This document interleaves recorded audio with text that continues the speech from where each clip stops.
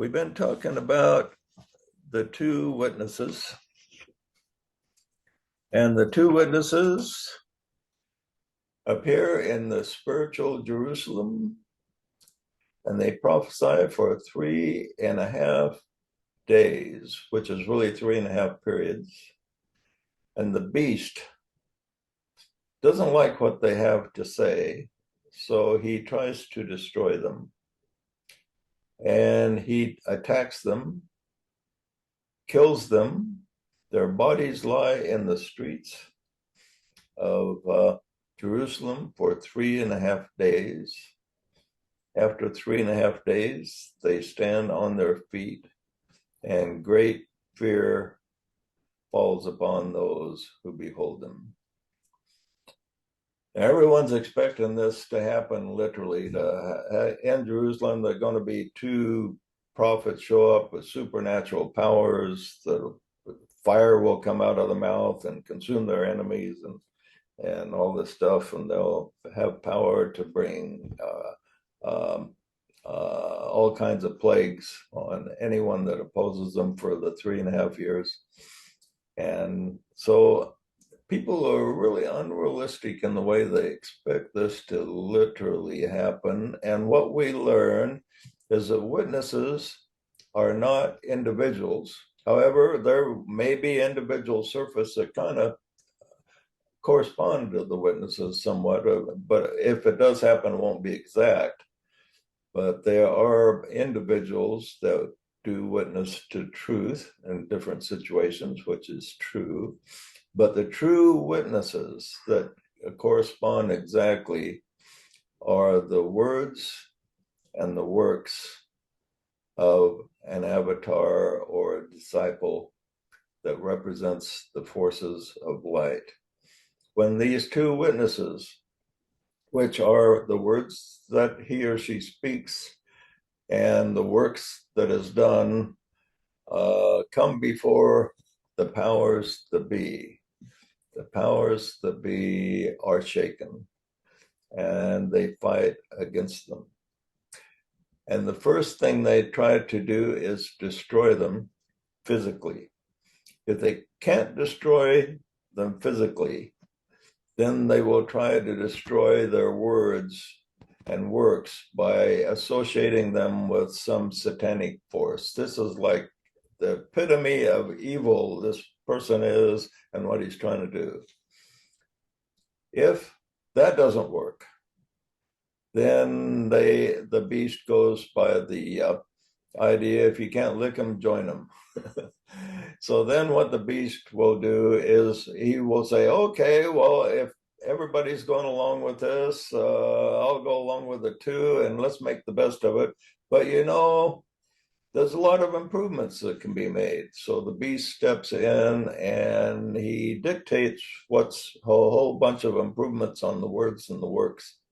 And it pacifies the general population, kind of likes that better than the original words and works. And so they get completely corrupted. And so either by strategy 1, 2, or 3, the words and the works are killed, so to speak. And their bodies, the bodies of the words and the works of the avatar lies in the streets of spiritual Jerusalem. It says spiritual Jerusalem, meaning that it's not necessarily the literal Jerusalem, but something corresponding to the Jerusalem in the days of old that opposed the words and the works of Christ. Now we take this in relation to Christ, who is the greatest example of a disciple on the forces of light. He presented great words and works and totally discombobulated the powers that be. The powers that be did not like him. That ordinary people liked it, but the authorities that represent the power of the beast did not like it. So first of all, they tried and successfully destroyed him. So they killed his body. And they thought, well, that should have done the trick. Okay. So they attacked him and they killed him. But that didn't work. There was a whole bunch of followers that surfaced and they started preaching about his words and works. Well, that didn't work. So the next step, we'll demonize them. So the Christians were demonized, like even in the days of Nero, they were supposedly blamed for the fire that burned Rome while Nero fiddled, so to speak, and he blamed it on the Christians. That was just one example of demonizing the words and the works. And in the book of Acts, we're told how the authorities fought against the apostles, tried to put them in prison. Paul at that time was seeking to imprison the Christians, and they killed Stephen, and so they did everything they could to demonize the teachings, the words, and the works. But even that didn't work. Christianity survived. Well, then we get to the time of Constantine, and Constantine says, well, if we can't lick them, let's join them. So they join the Christians, and then they put together a philosophy. They say, well, there's not agreement on what Christians believe. There's branches here and branches there, and they have different agreements. So we're going to establish one universal, or Catholic means universal religion, and anyone that opposes that, they will be imprisoned or killed. So that's going to settle the problem once and for all. So the powers that be got together, and it was corrupted before then, but this finished off the corruption. So one religion was established, and after it was established, the dead bodies of the words and the works lied dead in the streets for 3.5 periods. Anybody got an idea what the 3.5 periods are that the dead bodies lied in the streets? Laid in the streets? You mean time periods? Yeah. It have to do with cycles. Right. The first cycle would have been up to the days of Constantine. Up to the days of Constantine, they were attacked and there was corruption that seeped in. The first corruption was really from Paul to a degree. He introduced being saved by grace. All you had to do is say, I believe in Jesus, and you'll be saved. That was a major corruption that seeped in. Paul did a lot of good things. He got things rolling like nobody else did, but he also introduced some corruption to the teachings. And then then there was all kinds of divisions, so people couldn't agree, and they couldn't get together with the spirit and group. So this was the first stage up to Constantine. And then the second stage after Constantine was up to the beginning of, say, Islam around 610. That was the second cycle that the two dead bodies lied in the streets of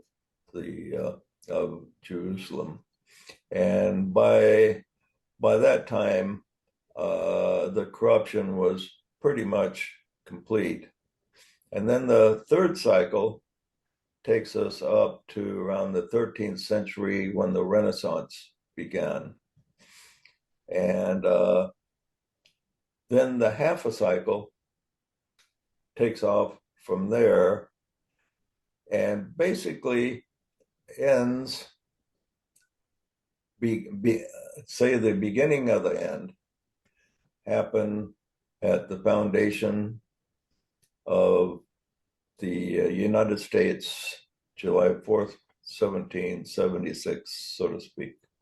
That was the time when the witnesses began to stand upon their feet, and great fear fell upon them that beheld them. In other words, the tyrannies of the earth, when they saw that there was a place on the planet where freedom, true freedom and liberty were able to stand on their feet, it terrified those that sought to control through lack of freedom and control of the human mind. So then would the time period be 300 years? A day would be 300 years? No, there's no set time period for the cycles. The cycles will vary somewhat. So the last cycle, the half a cycle, depends on can be a short period or a long period. The half a cycle is 3 cycles is what seems to be the maximum that something will take, and the half a cycle it is represents the fact that the goal always seems to take longer than planned. So that half a cycle is the enduring to the end cycle. Are we in the half cycle now then? Yeah, in the overall scheme of things, we're in the half cycle. The beginning to the end of the half cycle happened with the establishment of the Constitution and the idea of freedom. But then that's struggling, and we are attempting the 2 witnesses are attempting to rise from the dead and rise on their feet right now. So the question is, it says their dead bodies will lie in the streets of the spiritual Jerusalem. Okay, the dead bodies are, now notice, people can still see the bodies. Okay, that means that the words and the works are still visible to some degree, but they're just dead. And in place of that, JJ, yeah. so just so I can keep things straight, you're doing a correspondence right now, but it's important to remember that John wrote this for the individual pilgrim, and this is describing the individual's progression on the path and what he is to expect, and you're just using the Christ life as an example or a correspondence, but anyone who is progressing on the path is going to experience these things with a variation to what you're talking about. Isn't that correct? Right. As you progress on the path, you will either initiate or work with the initiation with a group toward words and works of light, and you will be attacked. And if that doesn't work, your words and works will be distorted, so they will appear to be from Satan himself. And if that doesn't work, then the powers that be will join with you. Okay, well, I guess you're okay, so we'll join with you and we'll add our input. And then that input distorts it. And so that's what you have. Which is, so this is how we know that all great books of scripture, it doesn't matter where they come from, have been edited by the Brotherhood of Darkness in one way or another. Their influence has seeped into, in one way or another, for example, the Old Testament, for example, the Hindu works, the Buddhist works, which I was disappointed to find, and so forth. Um, but we know that this has happened anywhere there has been light and truth, uh, revealed. Then the Brotherhood of Darkness begins their process as described here by John. Correct? Yeah, and we can even see this in, like, say, Apple, started by Steve Jobs. You know, he was um, as they were achieving quite a bit of success with Steve Jobs's words and works. They diminished his input, saying that Wozniak was really the brains behind everything, and we didn't need to give Jobs much credit.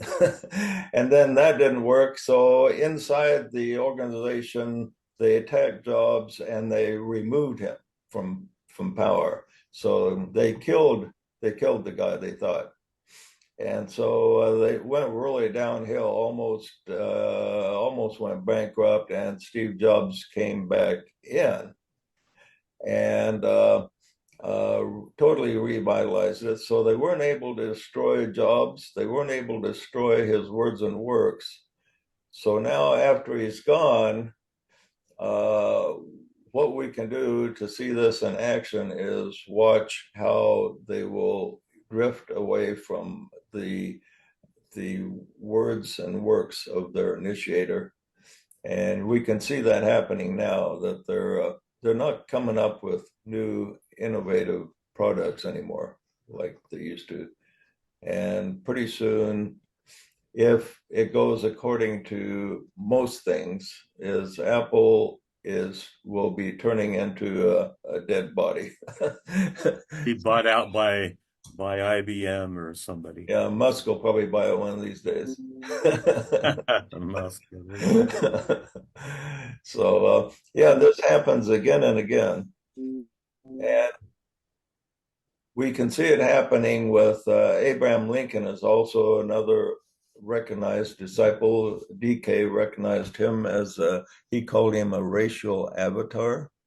So he was definitely a disciple, and we can see him. He opposed slavery from the beginning, and he's attacked as well. He really supported slavery. No, he didn't support it. He didn't support it at all. He never did. But he was his words and works were distorted in many ways, but before he became president, the main distortion was that he just supported slavery or anti-slavery in a way that was dangerous to the Constitution, dangerous to freedom, dangerous to everything. So they tried to portray Abraham Lincoln as being in league with the devil, basically, and that didn't work. So they went to war with his words and works, and that started the Civil War. Last for actually the 3.5 years it lasted, so it fit in the correspondence really good. But he continued, and then after the war they actually killed him. So they killed him. They killed the avatar. They destroyed his words and works.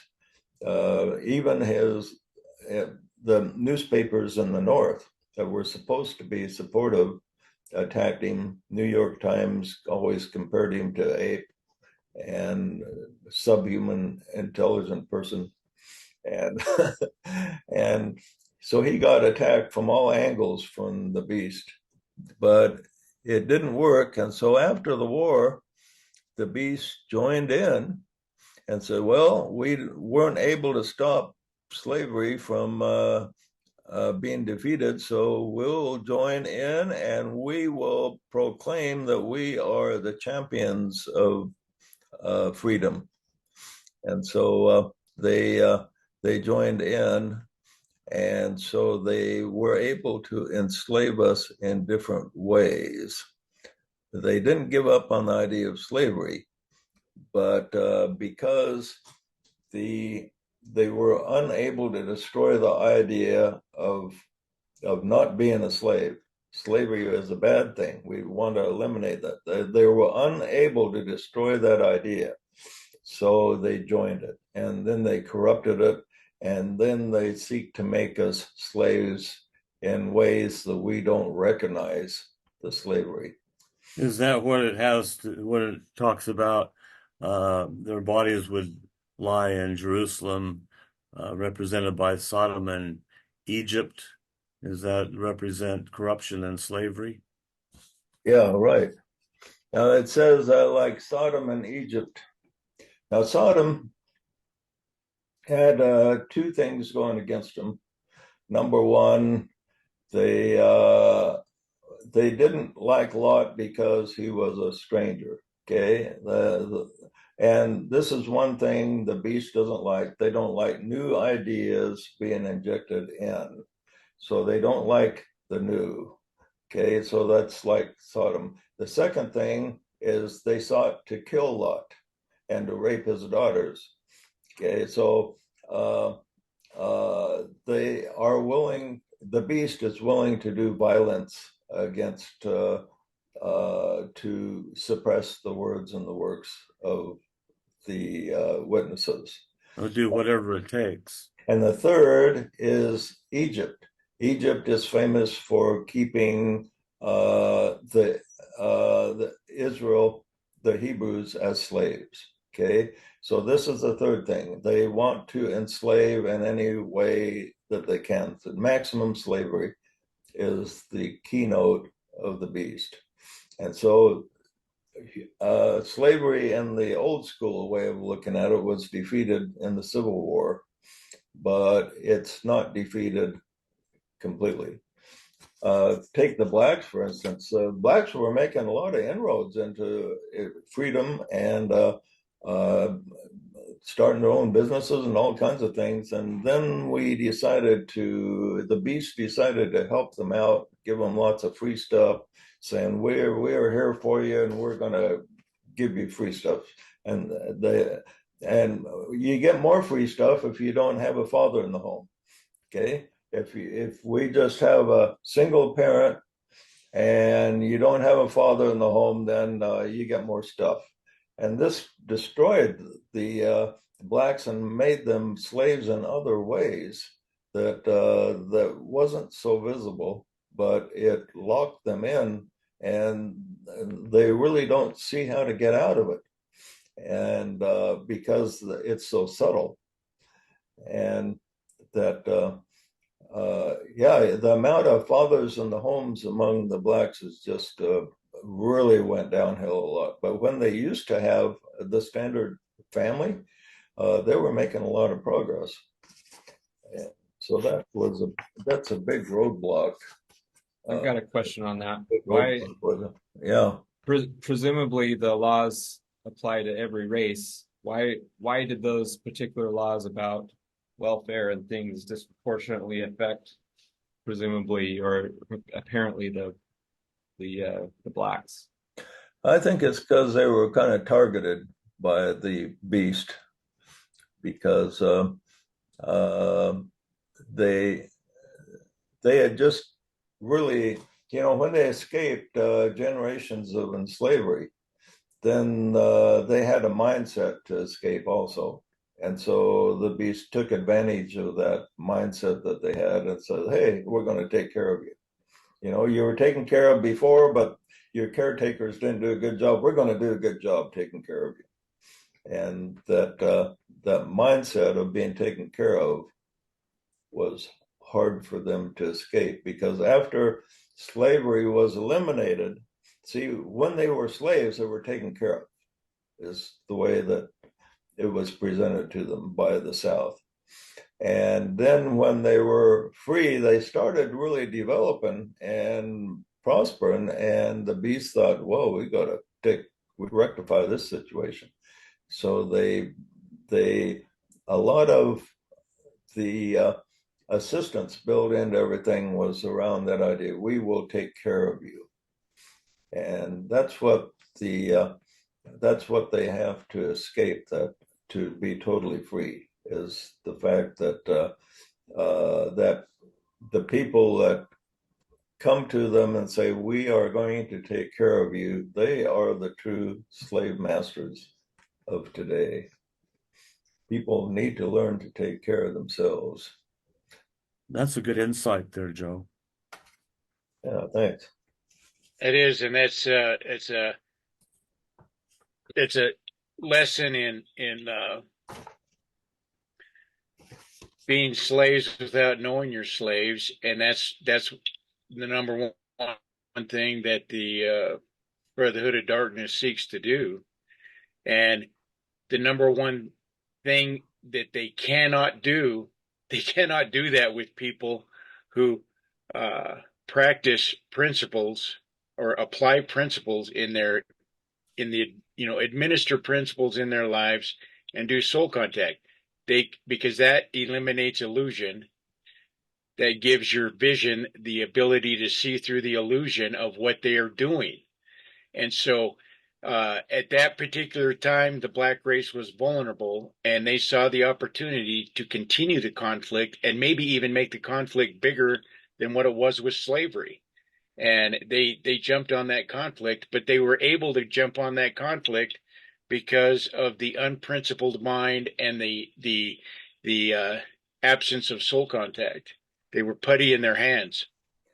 Yeah, and if you're a slave and you know you're a slave, then you know what to fight against. And you got something concrete. But if you're a slave and it's subtle and you don't know you're a slave, then you won't fight. And Well, there were those that did, like Martin Luther King did. He saw the need to separate the consciousness of the black race from the white race, and others like Rosa Parks and that stood up against the tyranny of the white man. So there were those avatars, in the black race that had soul contact that saw the necessity to create that division.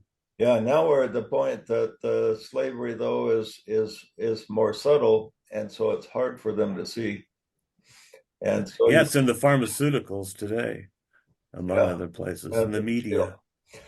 Okay, we'll cover one more item here. It says there the dead bodies will lie in the streets. Okay, the dead bodies are seeking to stand on their feet. Now we have several ideas that have come forth around freedom, like Constitution, everything, but the resurrection of the words and the works of Christ are not complete. Let's look at the churches of the world. What's the ingredients of the dead bodies there? Let's look at the ingredients. We have the bodies. The bodies tell us that we can still see the effect of the teachings of the Christ, for instance. And we're talking about this. Now, remember, there's all kinds of cycles about words and works of different avatars, different innovators, but we'll focus on the one great one who was the Christ. Well, they focus on the crucifixion over the resurrection, for one thing. Okay, that's a corruption right there. They focus on death more than life. Right. I mean, How you can't find more of an opposition than that. So we see the dead body. In other words, we have the Bible, we have the written things. We know about Jesus, and we know some of his words, and we know some of his works, but they are not manifest in this age. It's like they're dead. So one of the things that keeps them dead is, like you say, the focus on death more than life. Another thing is that Jesus was the only Son of God. Okay, that's a real good one. In other words, Jesus was totally unlike us. He was like God's only beloved Son, and he was sent down here, and he's totally unlike us. Okay, we can't be like him at all, because he was a special creation of God. He was a son of God, and we're not. Okay. We're dirty rags, according to a lot of the Yeah, Christians. we're just dirty The sinners. We don't deserve heaven, but because Jesus come down here and got tortured and We're killed, sinners. We're unworthy sinners. yeah, that's a complete reversal of. Now, you notice that these corruptions are totally reversed of the true teachings of the Christ. Okay, he never taught that at all. He never taught that he was special at all. He said that that greater works than I do, you shall do, and that we are also sons of God. That we are supposed to be. He says he is one with the Father, and it is his will that we be one in the same way that he is one with the Father. So he taught an equality, but the beast took these statements of Christ, they turned them around the opposite. So we are just dirty scum, and Jesus alone was the divine Son of God, worthy of heaven. And we're going to squeak into heaven by the grace of God, even though we don't deserve it. Well, another big corruption is the whole idea around Christmas. They pretend to worship Jesus, but he has to compete with Santa Claus and people, they just don't really they're not really worshiping the resurrection. The whole birth, the whole mission of Christ is distorted in the period of Christmas, I think. maybe one of the bigger corruptions is they got rid of reincarnation and instituted that this is just one life and it's a test, and if you fail the test, that you go to hell for the rest of eternity, which makes you operate under the threat of death, which makes you live in fear, Oh, that's a which good point. opens the door for the Brotherhood of Darkness to do anything they want once you're operating under fear in a daily situation. And that's what I was going to bring up next, Scott. Yeah, that fear of hell, that is the major controlling mechanism. I mean, the beast was really gleeful when he was able to come into Christianity and create the fear of hell. If you don't do what we say, you will go to hell and burn forever. And when that flesh is consumed, it's going to be reconstituted, and then you're going to burn again all over, and all for all eternity. It's And like now we have the fear of the atom bomb. well, that's a lot more legitimate. That's a real fear. Hell. But yeah, this fear of hell, and I have to admit, when I was in the church, it affected me to some degree. It took a personal revelation to totally escape that. How about you, Curtis? Were you concerned about becoming a son of perdition? No. No. No, we got liberated. That was one of the happiest days of our lives. Yeah. Well, I'll tell you something. But it was a personal revelation that did that for you. Well, the thing to remember is that the Mormons try to set themselves apart as saying there is no hell except for the sons of perdition. Yeah. But the thing that they do is they put heaven into categories, and they say that only in the top level of heaven are you going to be able to associate with God and the Christ. And that has been determined. What has been determined by an overwhelming majority of psychologists and psychiatrists is that the number one form of child abuse is love deprivation, which is where a parent just completely ignores and separates themselves from their child. And this is the equivalent of that. So the Mormons cannot escape. That may be a worse form of hell, that they've created in their little belief system. They don't get any points for making it better, is what I'm saying. Even though they say They have just as damaging. They are damaging people's belief system just as much as the rest of Christianity. yeah, interesting. Well, they create a division, like you say, Scott, in those three kingdoms, and you can't. This is what got me in trouble. Joe wrote an article called Eternal Progression, which my bishop got a hold of.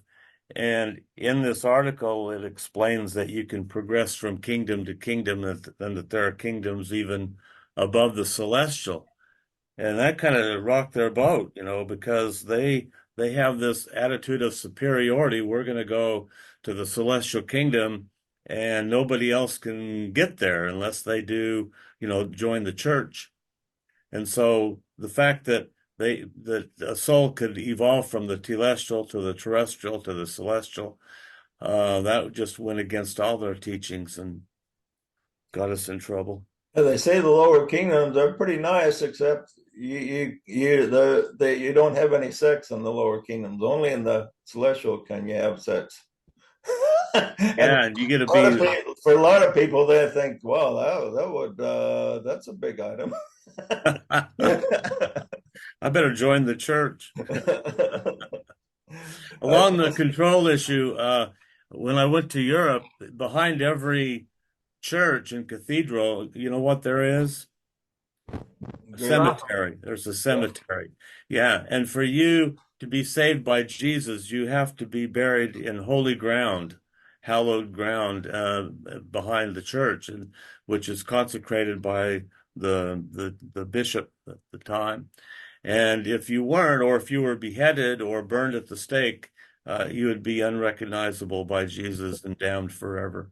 Yeah, then they had that buying your way into heaven. If you give the priest a bunch of money in the old days, you could get in. Well, yeah, you had to buy that. You had to pay for that choice piece of ground behind the church. You had to give allegiance to church and state. You could even pay to get sins forgiven too.